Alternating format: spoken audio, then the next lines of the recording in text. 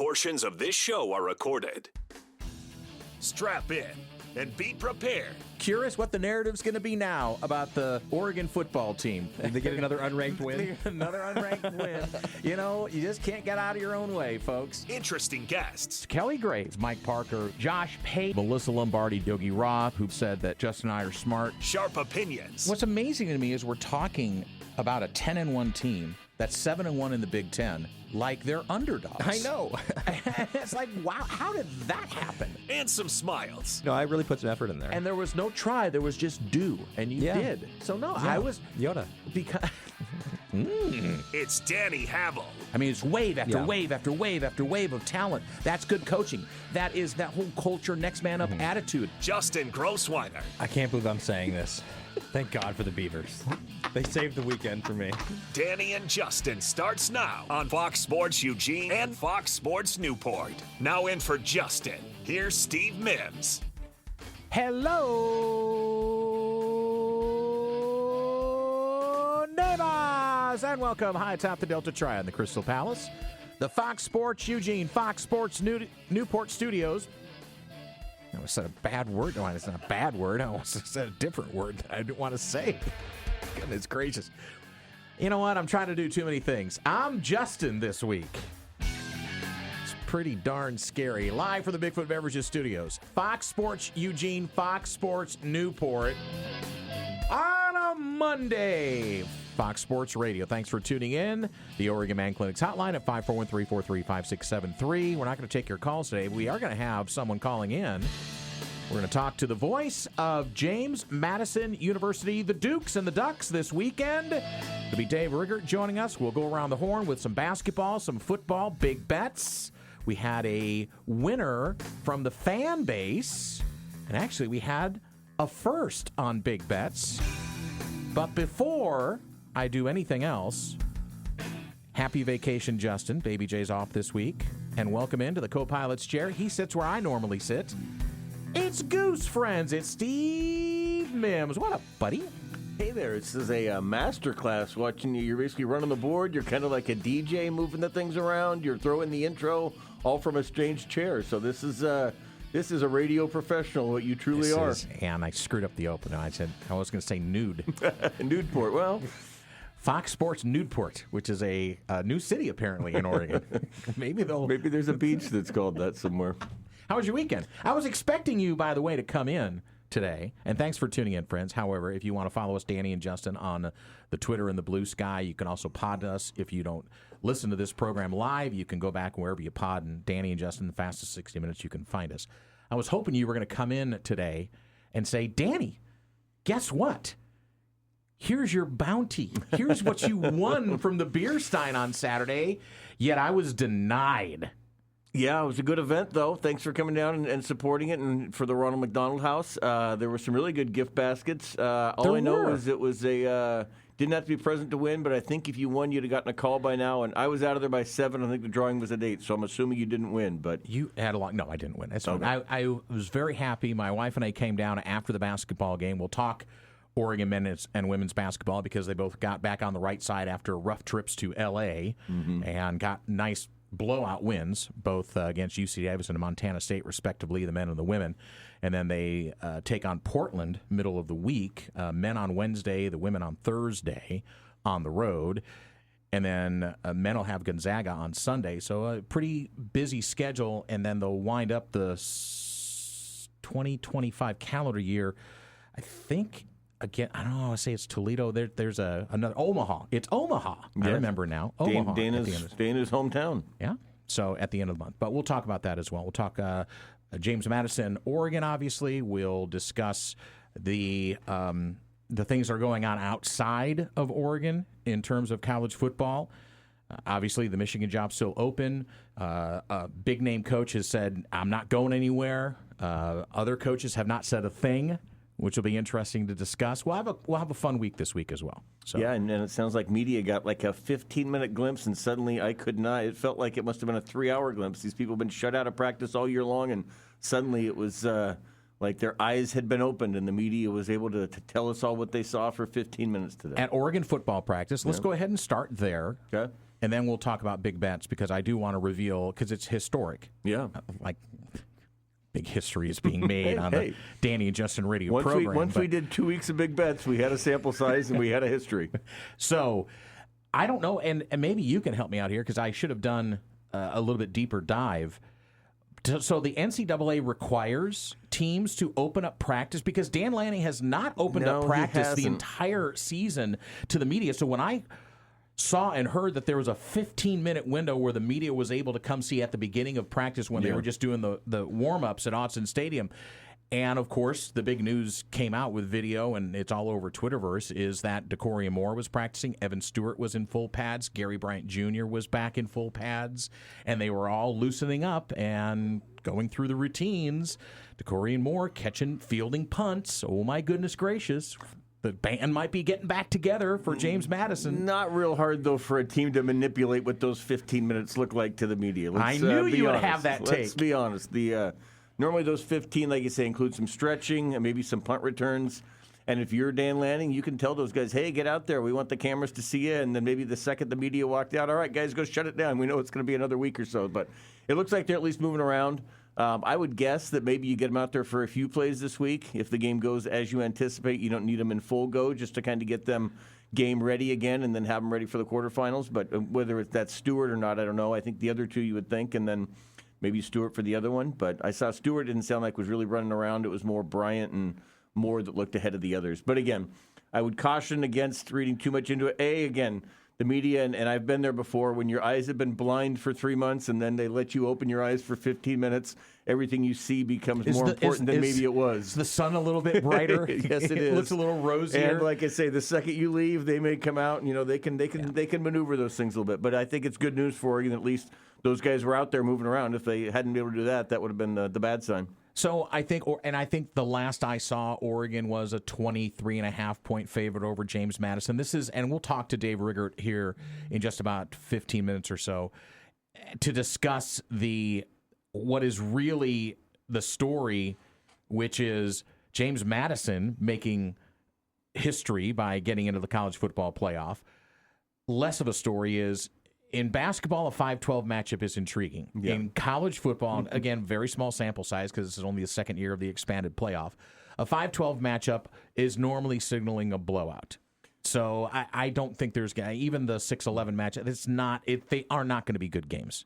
Your 5-12 in college basketball is really 20 versus 48, right? Because there's 4 on each seed line. So your 5 team I'm glad you're doing the math. Is the number 20 seed, and the 12 is the 48. So 48 beating a 20 wouldn't be as surprising as the other one. And yes, let's face it, this isn't a Cinderella in basketball. You can go out there, and in the old days you could great storylines. Hold the ball a little bit, and crazy things to the ball doesn't happen. And I think over the course of football, you figure when one team's significantly more dominant.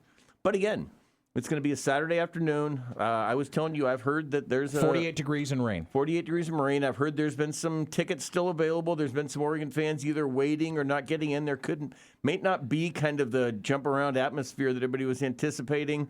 Even fans who were there, I think a lot of them I talked to were like, hey, it's just going to be kind of a celebration when we go out there. If suddenly it's 14-7 at the end of the first quarter, midway through the second quarter, and James Madison gets a feel that, hey, maybe we can pull this thing off.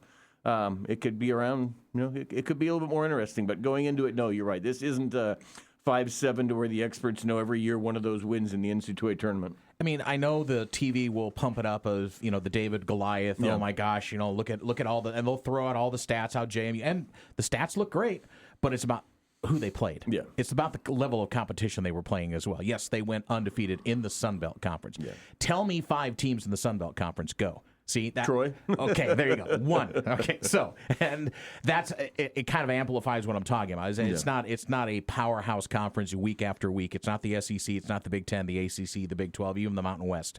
So let's put it in the proper perspective. And they have a coach who spent last week being introduced in LA as the new UCLA coach, and Billy Napier recruiting there is on the sidelines. He's going to be the coach in waiting. Yeah.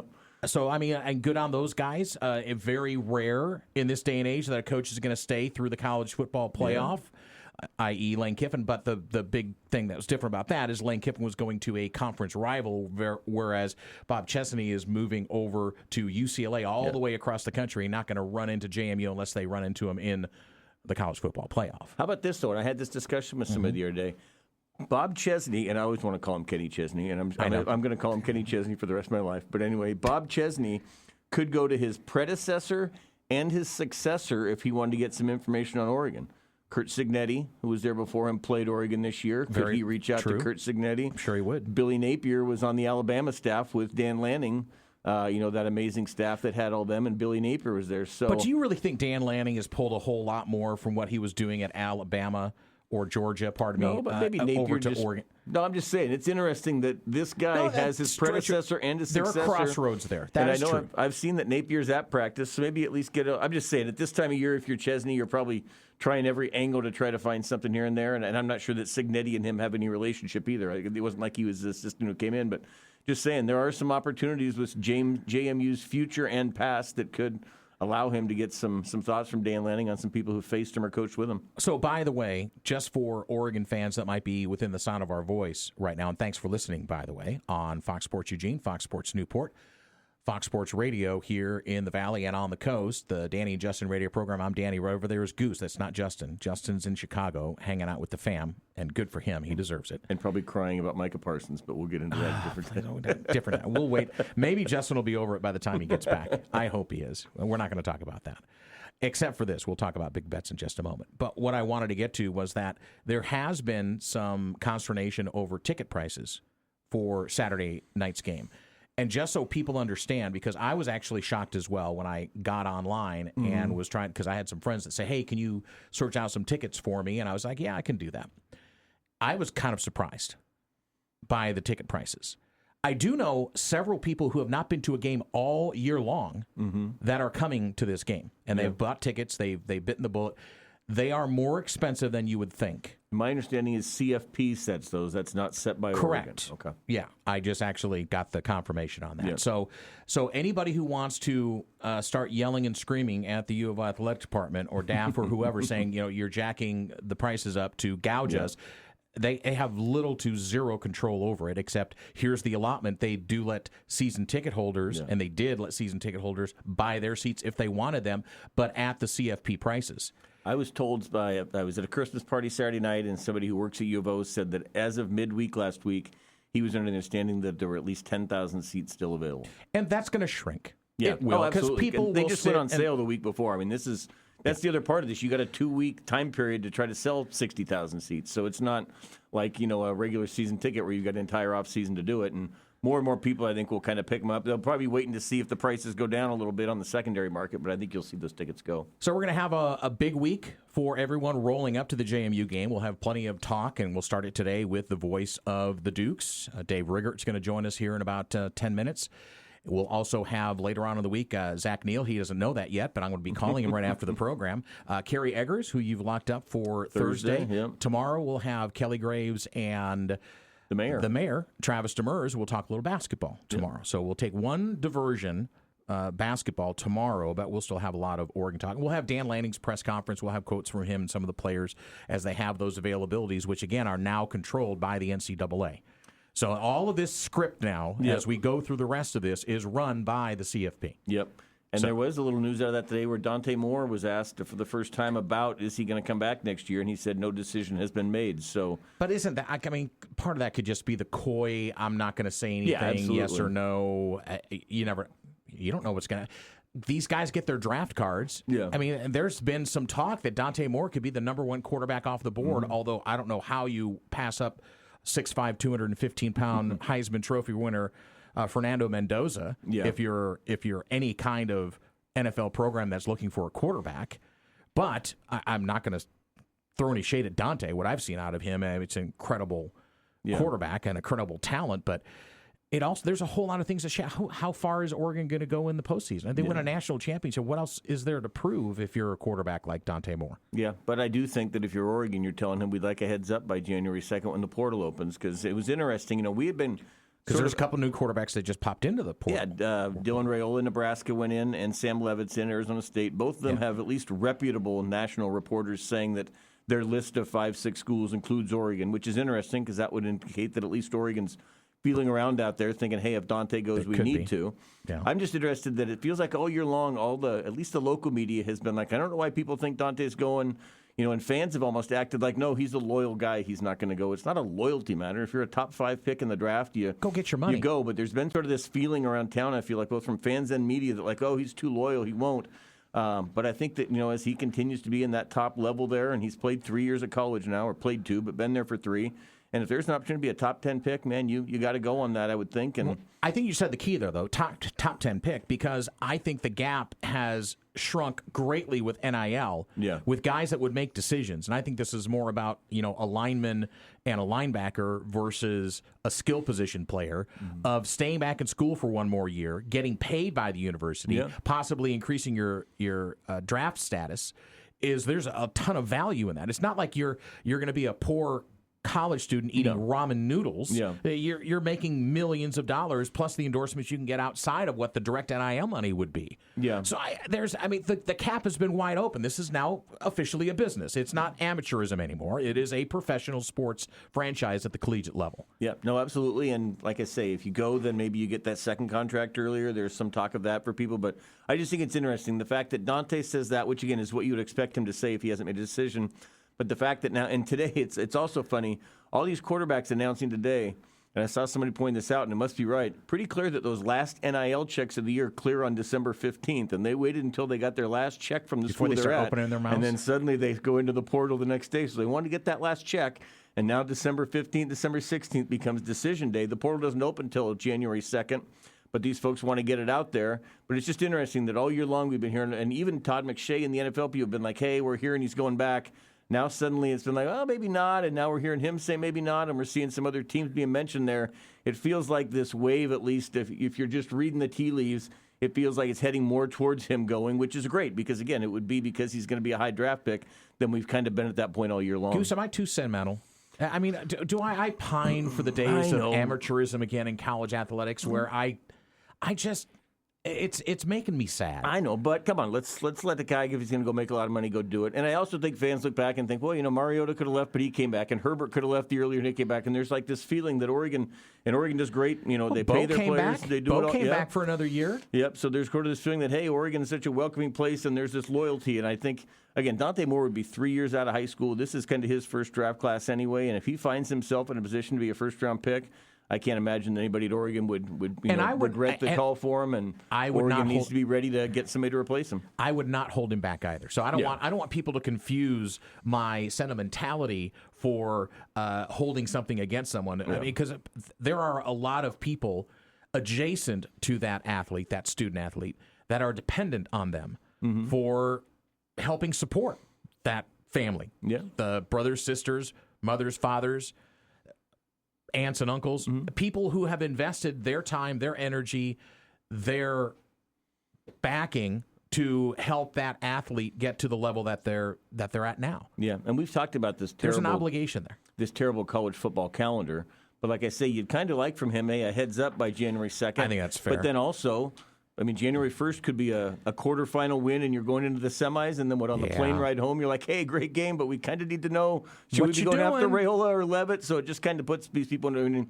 If Dante doesn't decide, until after the playoff run and they make the run to the title game and it's January 20th, then you're out on these guys. So there is sort of a little, you got to kind of be preparing yourself for both ways. And the fact that Raiola and Levitt are being listed as considering Oregon tells me at least Oregon's putting feelers out there like, hey, this guy may go, and if so, we want to know if you're interested. But wouldn't Oregon be in any discussion for a top-tier quarterback, Absolutely. No matter what, whether Oregon's reached out to him or not? Yeah, but if they wait till January 18th to get there, they could be gone to somewhere else. That's what I'm saying. Well, sure, you got to show some love. You got to show some interest. You can't just sit back and wait. But I think, again, the business side of it, I think a lot of these athletes understand the way it lays out. The Danny and Justin Radio program, I'm Danny. Right over there is Goose, Steve Mims. Thanks for tuning in, as we will have Dave Riggert coming up from JMU. We'll talk our first real dive into the Dukes with the voice of James Madison in just a few moments. So saying off the field real quick, Kalen DeBoer says he makes the formal statement that he's in contract negotiations for an extension at Alabama,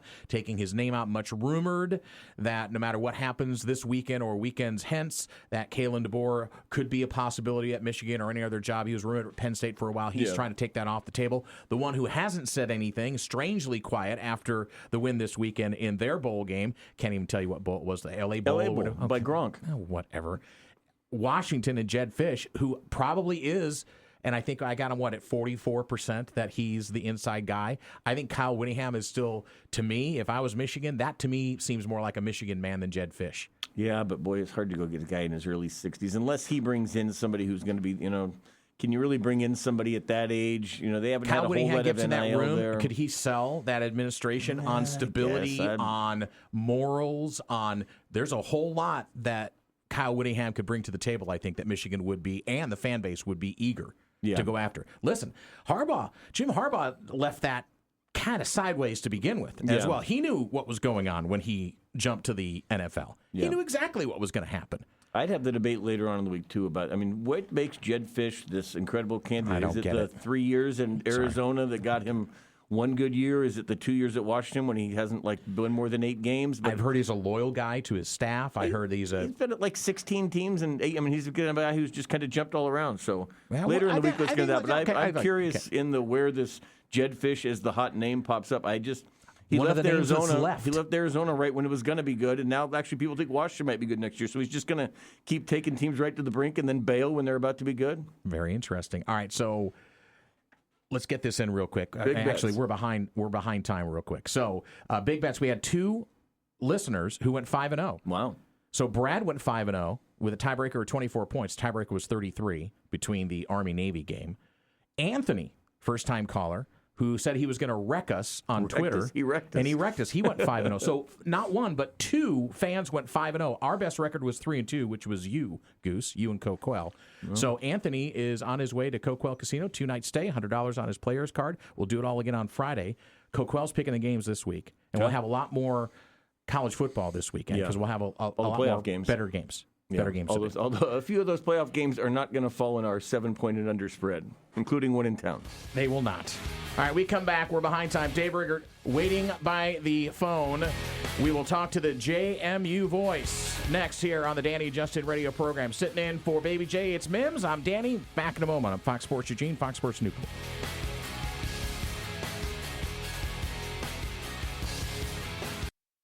We'll talk Oregon men's and women's hoops in the last segment. And as they get ready for the Pilots of Portland later on this week before the men take on Gonzaga at Moda Center, as the crossover is definitely here between football and basketball. And one who's feeling that as well, as he's sitting over there on the Oregon Man Clinics hotline at 541-343-5673. He's been very patient. Salina was not big enough for the both of us. As Dave Riggert joins us, the voice of the Dukes of James Madison University for the last 4 years after coming from the Griffins of Missouri Western State. He's also the sports director at Harrisburg Media Group, and he joins us now as the voice of JMU. And now you're not going to be your first time out to Eugene, Dave. You were an athlete that came out to Hayward Field. It's been a long time. Danny, thanks for having me on. I appreciate you guys having me on. But, yeah, it's going to be kind of a reunion as I'm trying to think of what year it was. I've been meaning to look this up, and I certainly will before I come out there. But it had to be, I want to say 99, I think, is probably when it was. I think when I was a junior in college at Nebraska, we had a track meet at Hayward Field. And that's obviously the mecca of track and field. And when I was a student athlete at Nebraska, I did the shot, disc, and hammer. And went all over the country, especially for a couple of years. We didn't have an outdoor track. They were in the midst of building a new one. So we were on the road like every weekend. And luckily, one of the weekends, we went out to Oregon and had a track meet out there. I won't ever forget it. So I'm guessing it looks a little bit different now. I've seen it on TV when they have the U.S. trials and everything like that. All the big meets now are up there. But it's a phenomenal place, not just for track and field, but for everything else. But I'm looking forward to coming out there. It's going to be a lot of fun. All right, and we're going to welcome you with open arms, although the weather is probably not going to be too conducive for some beauty. But James Madison coming in, their only blemish on the record is a loss to Louisville in Week 2. This team who ran through the Sun Belt Conference, scoring 485 points by only giving up 206. Bob Chesney, who catapults now to UCLA after the season ends, whenever it's going to end. What does he want to do? I mean, what does he want to do offensively with this group and how they've built this over the? Is it a run-based offense? Do they mix it up? What have you seen this year? It's very multiple, but it's kind of transformed this year into establishing the run game. And I think I've kind of joked with some other folks about this, that, when I ask keys to Coach Chesney, and I'm guessing this is kind of all over the country, when radio guys ask their head coach, all right, what are your keys for success or whatever it is for that game? Most of them are going to say run the ball, stop the run, and win the turnover margin. And if you do those three things, you're going to have a ton of success. And these two teams, JMU and Oregon, have done a great job of those three things all year long. And that's the one thing that this team has just kind of transformed into kind of a run-first football team to establish the pass game. And they leaned on the run game early this season. Obviously, Alonzo Barnett, for folks that don't know out there, he tore his ACL on the final play in double overtime against Marshall in the regular season finale a year ago. So he missed the bowl game, JMU's first bowl win in school history, and there was a lot of unknown as to whether he would be able to go this year. Obviously, with having torn it so late in the year, would he be ready to go? So they had to get that position right, and what they did is they went to a guy that they knew pretty well in Matthew Sluka, who was with them at Holy Cross for 4 years and set tons of records for the Crusaders, and also went and got a guy that was a starting quarterback at the FCS level and Camden Coleman at University of Richmond, just down the road from JMU. So they got a couple of proven guys just in case Barnett wasn't ready.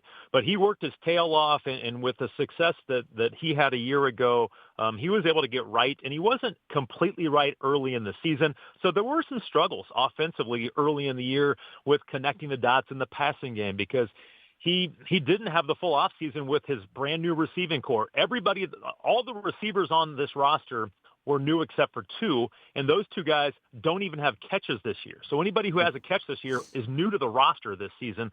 So again, with Alonzo being back as a quarterback, he just didn't have rapport with these guys. So it took a little while for them to kind of get the passing game going. Once they did it kind of blew up. But they had to lean on the running game early in the season. They've got a veteran offensive line that's been very solid. They've run a couple of pieces, and then they've got a stable of running backs led by Wayne Knight, who's kind of burst onto the scene this year. But they've got 4 or 5 guys they trust in the backfield. So it's turned into establish the run game. That'll open things up in the pass game, and that's kind of where they've had their most success, especially the last half of this football season. Yeah, Dave, you mentioned, Louisville, they played with them within 14. Louisville's a team that was ranked in the top 15 this year. Washington State would be the other, not Power 5 anymore, one, but and they, defeat Washington State 24-20. As you look at them and the athletes that they bring out there, and when you saw them versus Louisville, did it look like, hey, there's not a huge disadvantage, or do you feel like when they go out there against Oregon, will you be able to line up and look and say, hey, we might have some one-on-ones we can win here, or do you feel like that's maybe where, if the fans look and say, hey, one team just looks a whole lot bigger than the other? What's sort of the eye test going to tell you think, when they step out there? I wondered that when they played Louisville back in week 2, because that's a team that when they were right this year, they were really good. They went to Miami when they were healthy and won that game at Miami, who's obviously in the college football playoff. And for your listeners that don't, again, people look at the final score 28-14. James Madison led in that game for 2.5 quarters. It was a 14-14 game at the end of 3 quarters, and the Dukes held them to 264 yards and they had 142 yards, came on 2 plays, or 2 touchdowns in the second half. So the 51 other plays went for like 122 total yards against a very, very good Louisville offense. So I do think the eye test, in years past, I don't know that they could have stood up with these teams. But last year, again, they beat North Carolina on the road. 2 years ago, they beat Virginia on the road.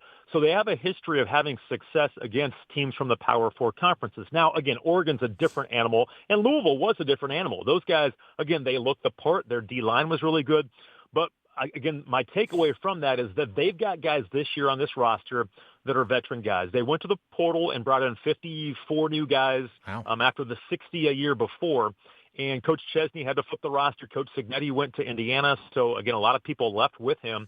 So he's had to flip the roster. But what he did this year was go after more production than potential and not bringing the Power 4 guys down to the G5 level that didn't pan out at the Power 4 level. There's a lot of that goes on, and some certainly work out. And there's been some that worked out at JMU. But a lot of times if they weren't playing at Oregon, they can come down to the G5 and play. That's not always the case. Maybe they're just not good enough to play in either level. So they went over a lot of FCS players, a lot of Division II players that have had production and shown that they can play college football. Maybe it's not the highest level, but they've got a very mature team that's a kind of a veteran group that, again, they've got much more talent this year than they have in years past. And they've been good in the past, but they weren't quite good enough to hang with teams like Oregon, like Louisville. Now, again, it's going to be a huge, huge challenge, but I think the eye test is closer than it ever has been for JMU and any of these teams. Dukes are in, taking on Oregon as the 12 seed, number 5 seed Ducks, December 20th. It's Saturday night at 4:30 at Autzen Stadium, and it'll be on TNT and HBO. JMU 12-1, finished as the 5th-ranked conference champ. Their first Sun Belt football championship. They beat Troy 31-14. They are the first SBC program to reach the playoff, entering the FCP, having won 11 straight, 10th nationally in scoring offense and defense. I want to flip it over before I talk about special teams, and we're with Dave Riggert, the voice of the Dukes, here on the Oregon Man Clinks Hotline, the Danny and Justin radio program for a Monday. Is defensively, this team is top-ranked in almost every statistical category and led by a kid who is the Defensive Player of the Year in the Sun Belt, Trent Hedrick. So talk about the swarm of this defense, because JMU, whatever they might lack in terms of physical side, they certainly do not lack in terms of intensity. No, this is a very aggressive defense, and Colin Hitchler's in his first year as the DC of the Dukes, and they were very good a year ago. Defense has always been kind of a calling card at JMU, even during their FCS days when they won national championships in 2004 and 2016 at the FCS level, got to a lot of Final Fours and national championship games where they finished as the runner-up to North Dakota State. So they've always been really good on the defensive side. You look at the last 4 defensive coordinators, Corey Heatherman was the defense coordinator at JMU. He's now the DC at Miami. They're in the college football playoff. Yep. You look at Lyle Hemphill a year ago. He's now been named the defensive coordinator at Texas A&M, who's in the college football playoff. Then you go back to Bryant Haynes, who was here with Coach Signetti. He's the DC at Indiana. They're in the college football playoff. And Colin Hitchler now, he's in the college football playoff. So they've had a string of defensive coordinators who have been unbelievable. So defense has kind of been the calling card for the Dukes. And this is a little bit different. They've simplified things a little bit. They're not so multiple. They've simplified things and just been very aggressive. This is a team that really gets after the quarterback. They have about 9 guys they rotate among the 4 on the defensive line, so they stay relatively fresh throughout games. You mentioned Trent Hendrick, and he and Jacob Thomas are the 2 captains on this team, and they are both 4th-year players. Thomas was a walk-on. Trent was a scholarship guy and played a little bit as a true freshman. But both of those guys, they are JMU guys that could have left when Coach Signetti left. And 13 players did leave and go with him to Indiana. Some others left other places, but they love JMU. They loved what Coach Chesney brought to the table, so they've stuck it out. And it's very rewarding to see guys like that who didn't just jump ship when everybody else was jumping. They could have left after last year when they had very good seasons. But those are the captains of this team, and they're very deep up front. Their linebackers are very physical, very fast. The secondary's been solid. They're not tremendously deep at corner, but they've got a nickel and DJ Barksdale that's all over the place. Their safeties I talked about, Jacob Thomas. Tyler Brown is a guy that is he's a sophomore, but he's really burst onto the scene this year. Their second leading tackler. So they're very deep play. A lot of guys on the defensive side, and they're very aggressive. I think at one point in time, they were top 5 in the country at giving up the least amount of explosive plays. And that's a calling card for Oregon, giving up a ton of not very many explosive plays. And JMU's kind of been the same way. They've given up a few here and there, but not a ton. They're very aggressive, but don't give up the big play. And when you can do those 2 things, boy, it makes you very difficult. And again, they've been so good against the run. I mentioned Louisville. And Isaac Brown is one of the best running backs in the country. He got hurt, unfortunately, but he had a 75-yard touchdown run. Other than that, he was limited to 1.4 yards per carry. So they limited him. It'll be a huge challenge against the Oregon offense, but they've shown that they can shut down some teams that are really, really talented offensively at different times this year. They're just physical, they're aggressive, and they fly around. Dave, you mentioned obviously Bob Chesney's heading to UCLA. If the Kurt Segni departure is any comparison, there's a pretty good chance a few of his players will be going with him as well or somewhere else. Has it been business as usual in terms of the practice this week or the folks that you've seen around there? Or Has there been any sort of distraction or disruption with the uncertainty for whether the players will be following, and now that Bob Chesney's got kind of recruiting at one school while coaching at another? I think if it was just a bowl game, it would be a major distraction. And I don't think Coach Chesney and his staff probably would be coaching. We saw this 2 years ago when they made their first bowl game ever, and then Coach Cignetti took the Indiana job and took his entire staff except for two guys. And some of the players played, some didn't, but they had to bring in some coaches that were on the street to try and help coach them against a triple option team in Air Force. So it was kind of a mess, and I think we would kind of see the same thing if that was the case, if it was just a bowl game. But since they're in the playoff, and obviously the first time ever in JMU history, and just the second time they're able to even try and get into the playoff, it's pretty business as usual. And I'm going to give a lot of credit to Coach Chesney and Matt Roan, the athletic director, even Billy Napier, the incoming head coach who was announced last week. There could have been a major distraction. But I go back to what I said earlier with the maturity of this team, guys that have played a lot of college football, and guys that have come in the portal and understand now that college football is a business. And it's not about the loyalty of hanging on for 3 or 4 or 5 years and being a guy that's going to redshirt and then be in that program. But they understand the business of it, and they want to finish this year. There's been so much talk about, hey, let's finish the 2025 season, and then we'll get to 2026 and talk about that when it gets here. But I haven't noticed any change. The practices before the Sun Belt Championship were unbelievable, and that was the week when the news came out that Coach Chesney, there were just reports at that point in time that Coach Chesney was going to take the UCLA job. Well, you wouldn't have known at practice. Their energy was high. It seemed like a middle-of-the-year practice. It's been amazing how this team's been able to just handle everything business-like and very maturely and do it the right way. And I haven't seen any issues with practices or how they've handled this. Dave Riggert joining us. He is the voice of the Dukes of James Madison. You can follow him on Twitter and IG, Dave Riggert. That's 2 G's ERT. And he joins us on the Oregon Man Clinics hotline, the Danny and Justin radio program, as we wrap up our first crack and our first look at JMU from behind the scenes with the voice of the Dukes. We talked about how JMU ranks 10th nationally in both scoring offense and defense, holding teams to 15 points a game. And I want to touch on special teams and then overall, Dave. So special teams have been another calling card, blocking 4 kicks, 3 of punts, 3rd and 4th nationally. So those are kind of X factors that can come into a game, especially when it seems like it's a David versus Goliath type matchup, 12-5. Weather can be an X factor. Special teams can also be an X factor. How much time does the Duke spend on emphasizing special teams under Bob Chesney?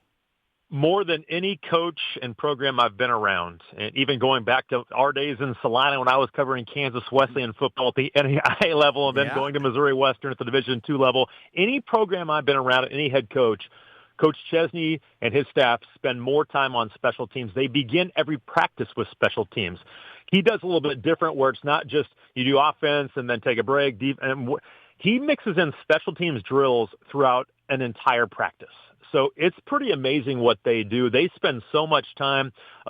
His right-hand man is Drew Kanan, and he is their special teams coordinator. They brought in Eric Mealy, who was at Washington State. He was with Coach Leach there. He was with Coach Leach at Mississippi State. And so they have 2 coaches there that are dedicated to special teams. So they take a ton of pride in it. In the first year for Coach Chesney last season, they went for it 4 times on 2-point plays where they had a swinging gate. They haven't shown that this year, but that's in the arsenal where they faked it and they threw it to their long snapper and they've had very intricate plays. This year when they played at Georgia State and they did not play well at all, to try and get a spark, they faked a punt on a 4th and 7 and got it.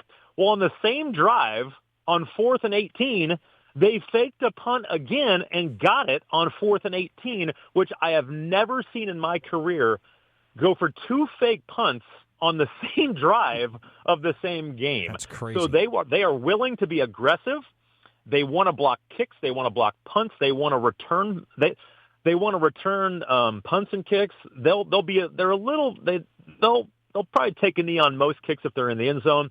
But Wayne Knight, who was just named a second-team All-American as their starting running back, he's their punt return guy, and he is third in the country in all-purpose yards, and part of those all-purpose yards are punt return yards to get those hidden yards that they talk so much about. Patrick Ray, their punter, has become very good this past, probably the past 6 or 7 games at pinning people inside the 10-yard line. So those hidden yards that are always a big factor in games, especially close games and playoff games and games with weather like you're talking about, they take a ton of pride in special teams, more than any coach and program I've been around. All right, Dave. Well, you have a great trip out here. I look forward to getting together with you on Friday night, showing you a little bit of our city and run you by Hayward Field. Bring the spikes. I might be able to get you on Hayward Field, and you can run if you want. No, we're going to have to grab him a discus and a javelin. No, he can run as well. Yeah, I don't know if I should do any of that because I'd probably pull something and then be laboring for the next day. So we'll check it out and look at it. But, fellas, I'm looking forward to the trip. It's going to be a ton of fun. For the Dukes, again, they're enjoying all of this. I want to close by this. A lot of people are asking our guys and asking the coaches, a lot of people are saying you don't deserve to be in, and what do you say to that? And I keep saying it doesn't matter what anybody else says. They were able to qualify for this. They're not an at-large bid. They did what they had to do to earn their right to be in the playoff. They deserve to be here. And again, win or lose, they deserve to be here. And this is a pretty cool moment for a school like JMU to be in the college football playoff. Just 4 years ago, they were in the FCS playoffs. Now, in just their second year that they're eligible, they're in the college football playoffs. So it's pretty incredible what they've done. Yeah, enjoy the ride. We'll look forward to seeing you, Dave. Thanks. Thanks, guys. I appreciate it. All right, there he goes, the great Dave Riggert. Great information there, man. He's got a lot to chew on, right? Got himself a radio voice, too. Yeah, he does. Much better than me.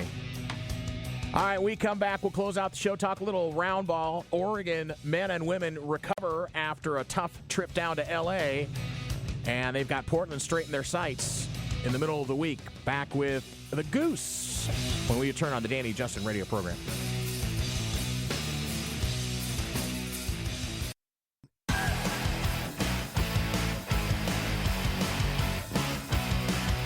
Danny Justin radio program for a Monday. No Justin, no Baby J all week. He's in Chicago, relaxing, having some cracker thin pizza.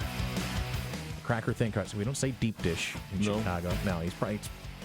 I don't know where you can buy a hot dog on the street in Chicago or not. That's a New York thing. Have you ever bought a hot dog on a street? No, I don't buy a lot of hot dogs, and I don't think I want one on the street. I might wonder about it. The health department has been there to check out I saw it though when I went to a Charger game last year. As you come out, there's like 30 people lined up with basically like a little hibachi throwing them on there. And I remember my wife saying, I'd like to see their health code regulations before I buy one there. They apparently also they all have to have like their certifications and stuff. Maybe like they that. do. So, I'm not sure. Coming up tomorrow on the program, we'll have Kelly Graves, coach of the Oregon women's basketball program. They got a nice win this past weekend. Katie Fiso, again, a star for them as the Ducks bounce back from their only loss. It was on the road against number 4 UCLA and set down Montana State before just about 4,200 fans as they win by 25, 69-44 over Montana State.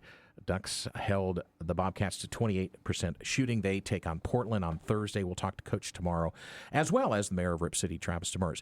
The Ducks men's football program had 3 players earn Walter Camp All-American honors.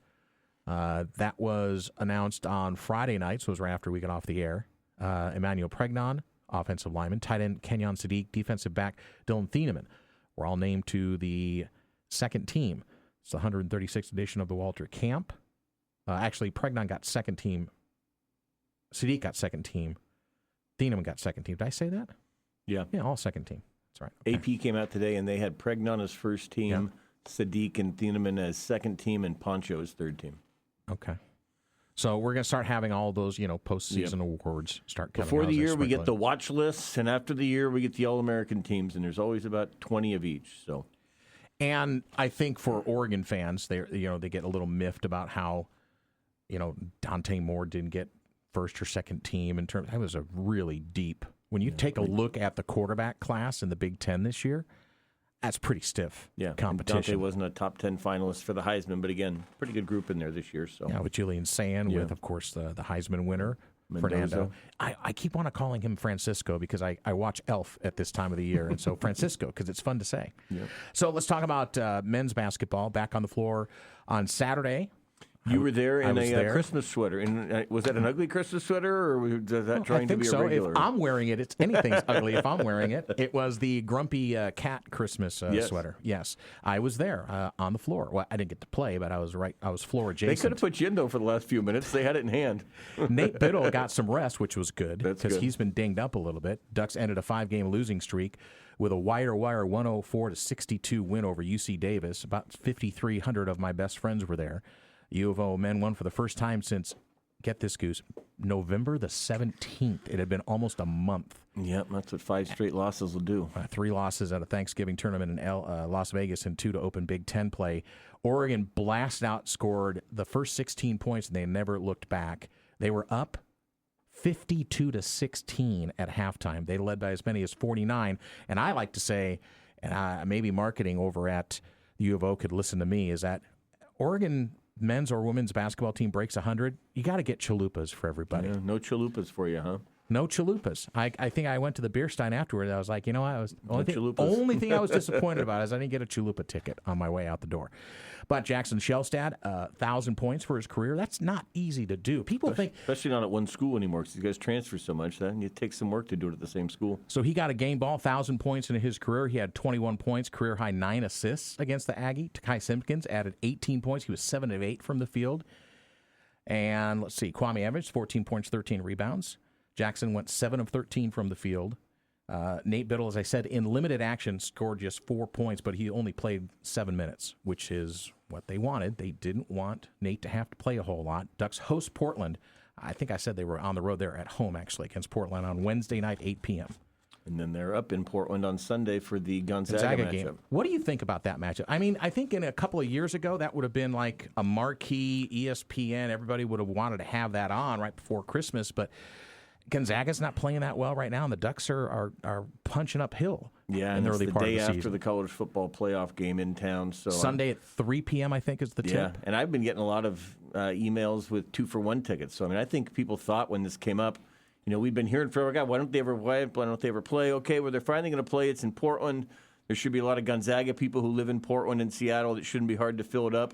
But it sounds like it has been because, like I say, I know they're putting some 2-for-1s out there. So it's a chance for Oregon. I mean, we've seen they've played 5 good teams and lost to them and 5 not-so-good teams and beat them. So at some point to get this thing going, they're going to have to get a win over a team they're not supposed to beat. Gonzaga would be a good start. I think Gonzaga's top 20 right now. They had a nice win the other night.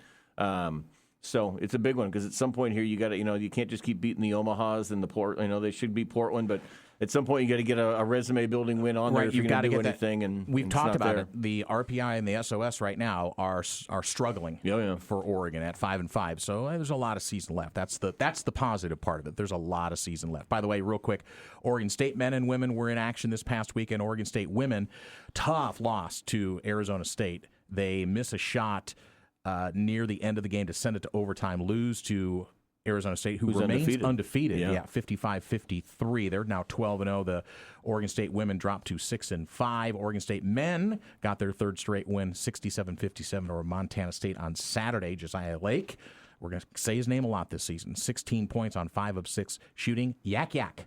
Which is absolutely wonderful to say. Came off the bench, finished with 10 points, 5 blocks for Yak Yak. I watched him in that game against Oregon, and I was impressed. He's actually got a little bit of a perimeter game. He's got quite a bit. Oh, a joke! I got fired from the bank today.